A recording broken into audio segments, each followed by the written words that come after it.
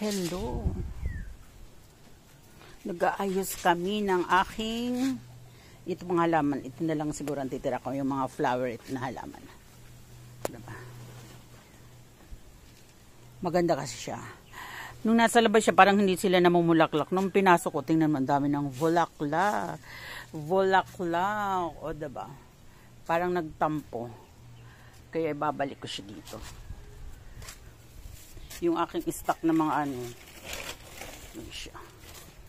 Stocking. Tapos, ito lang naman. Papa-flooring lang. Ang dami kong pa rin kasi mga tiles. Naka-stock. Yan. Ito maganda din siya. Ay, ang tanglad ko pala ang ilalagay dyan. Diyos ko. Ang ano. Iba-ibang takbo ng utak. Tanglad na lang ano, Sip? What do you mean? What do you want?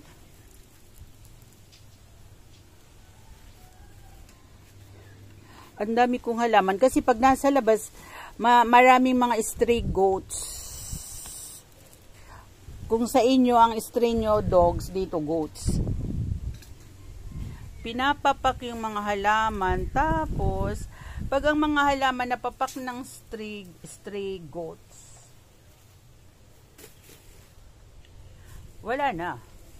Hindi na siya nabubuhay. Ito halaman ko din to. Diba? Video na lang ako habang mainit.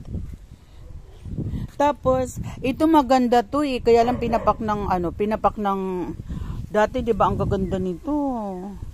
Pinapak ng kambing. Ngayon nga na siya. Maraming stray goats dito. Ito, ayusin ko to. Nasa loob to eh. Kaya lang inaayos pa namin doon. Bibili uli ako ng mga pots. Mga pots. Daming ano kasi dito eh. Walang pakialam may-ari ng goats na nakakapurisyo. O yan. Ang daming sanga-sanga. Diba? O yan. Diyan o nag-anuhan yung mga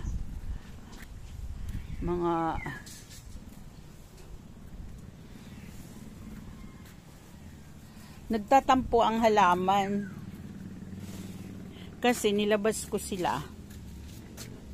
Ngayon parang hindi, basta feeling ko nagtampo. Ngayon, o nung naipasok ko, diba? Nag-ano na sila. Nag-flower na sila.